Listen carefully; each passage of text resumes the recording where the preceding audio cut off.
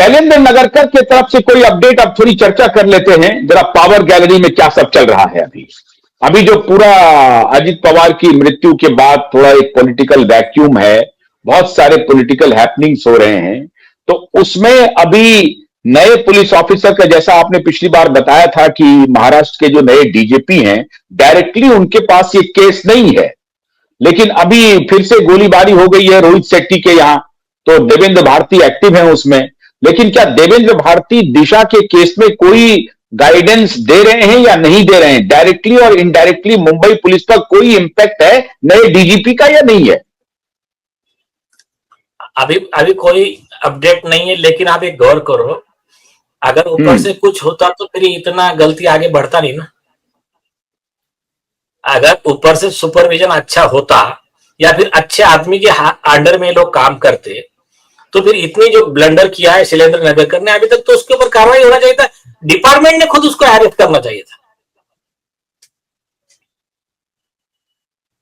शैलेंद्र नगरकर का तो एक और रिपोर्ट हमने दिखाई थी कि वो बीजेपी के मंत्री के सामने, मतलब राज्य सरकार के मंत्री और एमएलए के सामने एमएलए उनको गाली गलौज कर रहे हैं, फिर भी कुछ नहीं हुआ शैलेंद्र नगरकर का। इतना बड़ा रसूख है शैलेंद्र नगरकर का। अभी ये सवाल आप सरकार से पूछिए। लेकिन अब जो नए जज आएंगे नीलेश जी, फिर वही राम कहानी होगी, फिर तो वो उनको तो समझने में, केस समझने में बहुत वक्त लग जाएगा। या हाईकोर्ट अपना प्रोसीडिंग्स को आगे करता है क्या? अभी कोई भी बेंच आने दीजिए, आधा घंटे से ऊपर का केस नहीं है। पहला सवाल, ये कंप्लेंट दिया, ये गैंगरेप और मर्डर के आरोप है, ये सुप्रीम कोर्ट का जजमेंट है, एफआईआर रजिस्टर करना चाहिए, इन्होंने नहीं किया, क्यों नहीं किया वो बताए। तो उन्होंने लिख कर दिया है, वो जवाब में कोई दम है नहीं, सुप्रीम कोर्ट के जजमेंट का कोई उनके पास में कोई जवाब है नहीं। अब कोर्ट एप्रोप्रिएट ऑर्डर पास करे, इतना केस है और कुछ नहीं। अच्छा, अभी जस्टिस, सुप्रीम कोर्ट के चीफ जस्टिस, बल्कि भारत के आप कहिए कि न्यायाधीश, सब मुख्य न्यायाधीश गए थे मुंबई, उन्होंने वहां भाषण दिया। हाँ। उसका कोई इंपैक्ट महाराष्ट्र हाईकोर्ट पर पड़ रहा है या बस ऐसे ही चल रहा है? नहीं, हो रहा है, असर हो रहा है, थोड़ा क्या असर हो रहा है? नहीं ठीक है। कोई एक एग्जाम्पल दीजिए, उससे पता चलेगा, उससे कुछ एक एग्जाम्पल दीजिए तो दर्शक समझ पाएंगे कहां कुछ असर हो रहा है। अरे सुनिए ना, सीजीआई तो काम कर रहे हैं अपने तरीके से, डिटेल आर्टिकल बना रहे उसमें।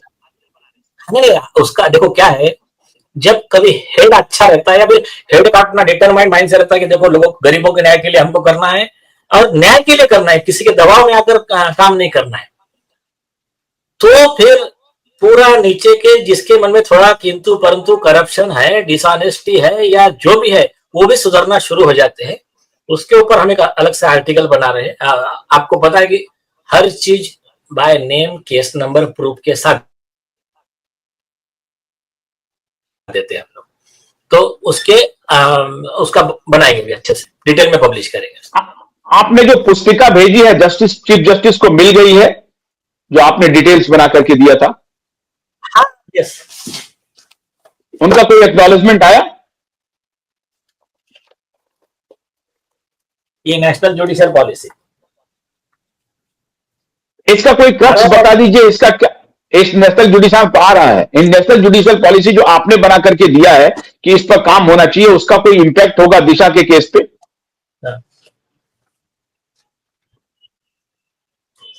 आपका आवाज ब्रेक हो रहा था, क्या बोले? मैंने कहा आपको कि नेशनल जुडिशियल पॉलिसी जो आपने बना करके आपने कहा है कि ये फ्रेम हमने किया है, उस पर विचार करने के लिए आपने एक प्रस्ताव भेजा है, उस प्रस्ताव का कोई इंपैक्ट दिशा के केस पर पड़ने वाला है क्या?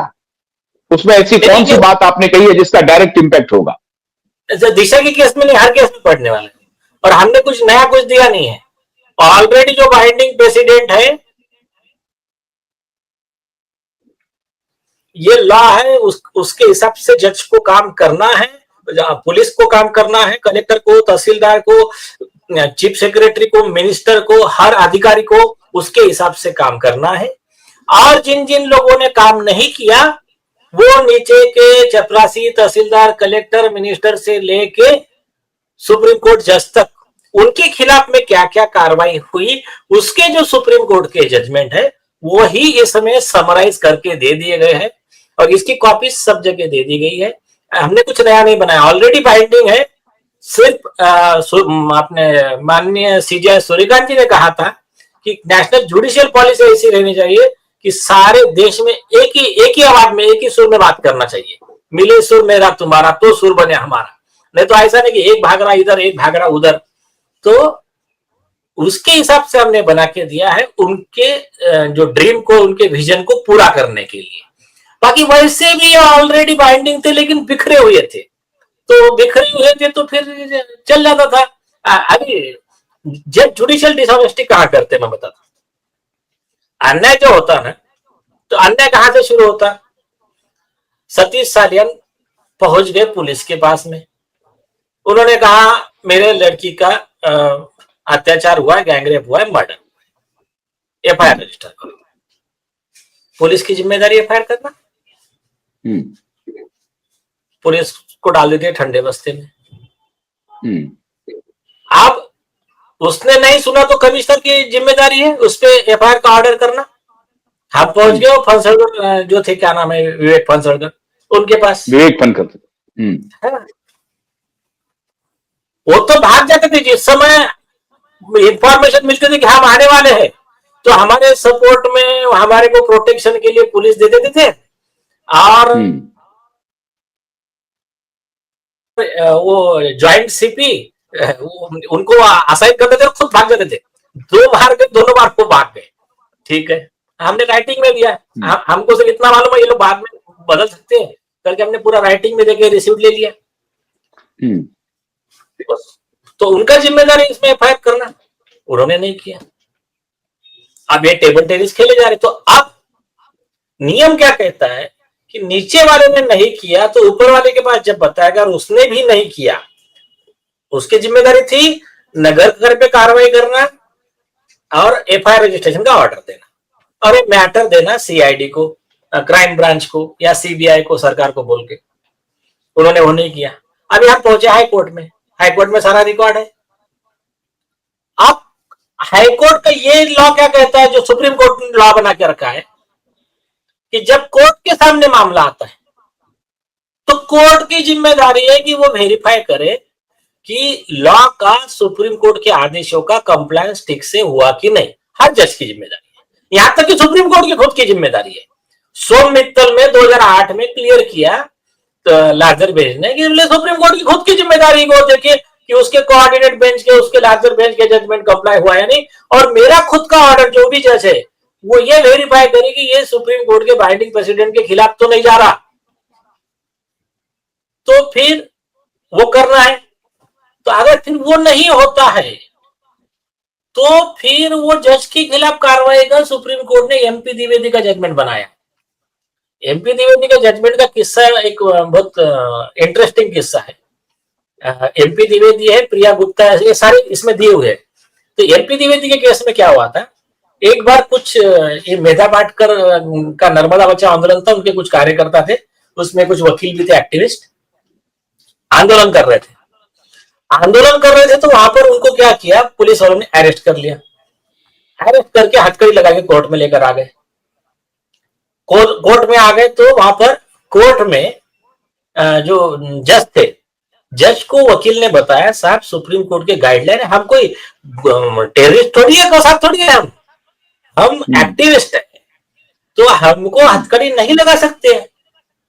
तो अभी जज की जिम्मेदारी थी कि सुप्रीम कोर्ट के गाइडलाइन के हिसाब से तुरंत वो हथकड़ी को खोलने का ऑर्डर करते और पुलिस वालों पे कार्रवाई करते, आईपीसी 220 और अदर सेक्शन में 166 वगैरह। तो जज साहब निकले महान। जज साहब ने बोला ओके, अदर साइड टू से नेक्स्ट डेट। बोला अरे साहब मेरे हथकड़ी लगी, बोले नेक्स्ट डेट उस दिन देखेंगे। फिर वो मैटर वो गए वहां पर जेल में भेज दिया इनको, एक्टिविस्ट को। वहां से उस व्यक्ति ने एक लेटर, पत्र लिखा उस वकील ने चीफ जस्टिस ऑफ इंडिया को, अब चीफ जस्टिस ऑफ इंडिया को अधिकार है कि उस लेटर को रीट में कन्वर्ट करने का, सो मोटो का चीफ जस्टिस ऑफ इंडिया को है। उन्होंने उसमें उस लेटर को सो मोटो रीट में कंटेम्प्ट पिटीशन में कन्वर्ट किया और नोटिस निकाला पुलिस कमिश्नर को, उन पुलिस वालों को और उस जज को। री एमपी द्विवेदी 1996 सुप्रीम कोर्ट 2299 करके जजमेंट एआर का। तो जब नोटिस आई तो पुलिस कमिश्नर ने अपना घुमा फिरा के जवाब लिखा।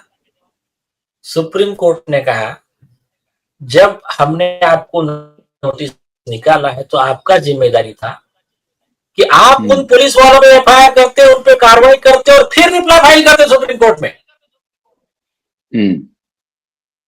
लिखा उस पुलिस कमिश्नर के वो कंटेम्प्ट का दोषी है और उसके सर्विस बुक में एंट्री लिया जाए, उसके एक्ट का मतलब आगे चल के उसको ना कोई प्रमोशन ना कुछ, ऐसा करके सुप्रीम कोर्ट ने वो एक ऑर्डर लिखा। फिर बारी आई जज की, तो जज ने कहा साहब नहीं इन्होंने हमको सुप्रीम कोर्ट का जजमेंट दिखाया ही नहीं। सुप्रीम कोर्ट ने कहा जजमेंट दिखाने की जरूरत क्या है, आपको लॉ मालूम नहीं है? मुझे लॉ मालूम नहीं, ये डिफेंस नहीं है। हाँ, ये डिफेंस किसी को अवेलेबल नहीं देश में, तो आप तो जज हो। और प्रिया गुप्ता ने भी यही लिखा कि हर एक अधिकारी, हर एक जज they are bound to know the law, ये प्रिजम्पशन है। आप ये बोल नहीं सकते कि सुप्रीम कोर्ट गाइड आपको नहीं देंगे। तो आपने दूसरा गुनाह किया कि जब आपको बता रहा है मेरे पे अन्याय हो रहा है, सुप्रीम कोर्ट के इसका वायलेशन हो रहा है, तो आपकी जिम्मेदारी थी आप तुरंत स्टेप लेते, उनकी हथकड़ी खुलवाते कि आगे सुप्रीम कोर्ट के आदेश का कंटेम्प्ट होना नहीं चाहिए। आपने इतना कैजुअली इनसेंसिटिव मतलब पूरा असंवेदनशील होकर काम किया, तो you are guilty of contempt. सिर्फ आप क्या यंग जुडिशियल ऑफिसर हो, नया नया उन्होंने माफीनामा लिख कर दिया था, मैं नया जुडिशियल ऑफिसर हूं, तो कहा कि यंग जुडिशियल ऑफिसर है करके आपको हम जेल में नहीं भेज रहे, ऐसा ऑर्डर में लिखा है कि आप फिर भी आपके सर्विस बुक में पूरा एंट्री लिया जाएगा हमारे डिसअप्रूवल का। तो ये ऑर्डर है, ये लॉ है। तो ऐसा श्रीमती प्रभा शर्मा का 2017 का जजमेंट है, केस लॉ नहीं माना, जज के ऊपर उसका सस्पेंशन डिसमिसल वाला डिपार्टमेंटल इंक्वायरी स्टार्ट किया। सुप्रीम कोर्ट गए, सुप्रीम कोर्ट ने कहा तो बराबर है, उसमें गलत क्या है, आप हमारे बताए गए कानून को नहीं मानोगे तो आप जज हो तो आपको छूट थोड़ी है, आपके ऊपर कार्रवाई होनी चाहिए। तो इस तरह से मतलब जब जज नहीं बच सकते तो फिर तो ये पुलिस, फिर कलेक्टर। अब एक टाटा मोहन राव का बहुत इंपॉर्टेंट जजमेंट है, टाटा मोहन राव का 2024 का जजमेंट है। उसमें आदेश के खिलाफ जाके एक डिप्टी कलेक्टर था, उसने ऑर्डर किया मतलब घुमा फिरा के, तो आदेश नहीं मानने के लिए 420 इसको बोलते डिसऑनेस्टी, बेईमानी। उसमें सुप्रीम कोर्ट ने बोला इसको कंटेम्प्ट में सजा दोषी ठहराया और बोला इसको डिमोशन करो। तहसीलदार से डिमोशन, डिप्टी कलेक्टर से डिमोशन करके तहसीलदार बना दिया। कई तहसीलदार को 6 महीना जेल में भी भेजा है। तो इसे क्या लोगों को कॉमन मैन को लॉ उतना पता नहीं है। कई वकील बेचारे इस एंगल से लड़ते नहीं, कभी क्लाइंट उतनी फी देता नहीं है। अब जिनको पता है वो बहुत इतने फी वाले होंगे, गरीब आदमी उसके पास पहुंच नहीं सकता। तो ये सारे इसमें बाहर निकलने के लिए कॉमन मैन के हिसाब से जो सूर्यकांत जी ने विजन रखा उसके हिसाब से हमने बुक लिख दिया। ये बुक फ्री ऑफ कॉस्ट अपने इंडियन बार एसोसिएशन की वेबसाइट पे भी अपलोड हो जाएगा। आप भी आपकी क्यूआई पे इस पे अपलोड कर दीजिए। हाँ, इसका एक डिटेल एनालिसिस फिर भी करेंगे हम लोग। हाँ, तो मैं आपको वो भेज देता हूँ, आप मतलब कॉमन मैन को मिल जाएगा और इसके लिए हम अलग से एक एपिसोड करेंगे। मेरे हिसाब से आज के लिए बिल्कुल सही है, बिल्कुल सही है। तो बहुत बहुत शुक्रिया नीलेश जी, बहुत बहुत शुक्रिया। एक तो दिशा और सुशांत के जो भी वॉरियर हैं उनके लिए एक बड़ा संदेश है कि दिशा केस में जो ये मोड़ आया है कि अभी एक जो बेंच नया गठित हुआ था जिसमें जस्टिस सारंग कोतवाल थे और जस्टिस संदेश पाटिल थे, तो जस्टिस संदेश पाटिल ने खुद को अलग कर लिया है। उन्होंने कहा है कि मैं चूंकि इसी केस में सीबीआई ने हमें ब्रीफ किया था तो मैं इस मैटर को जानता हूं, लेकिन चूंकि मैं सीबीआई का वकील रहा हूं इसलिए मैं इस केस को नहीं सुनना चाहूंगा। अब नीलेश जी ने एक दूसरी अर्जी लगाई है और महाराष्ट्र हाईकोर्ट के, मुंबई हाईकोर्ट के चीफ जस्टिस से ये अर्जी लगा करके मांग किया है कि एक नया बेंच गठित कीजिए immediately, as soon as possible early, और उसमें हो सके तो किसी महिला ऑनेस्ट और स्मार्ट जज को उसमें उनके नेतृत्व में अगर बेंच बने तो और अच्छा होगा, क्योंकि फिर वो अपने नजरिए से इसको देखेंगी तो हो सकता है कि न्याय में थोड़ी तेजी आ जाए, जल्दी आ जाए। तो देखते हैं, लड़ाई अभी जारी है। बहुत बहुत शुक्रिया, नमस्कार।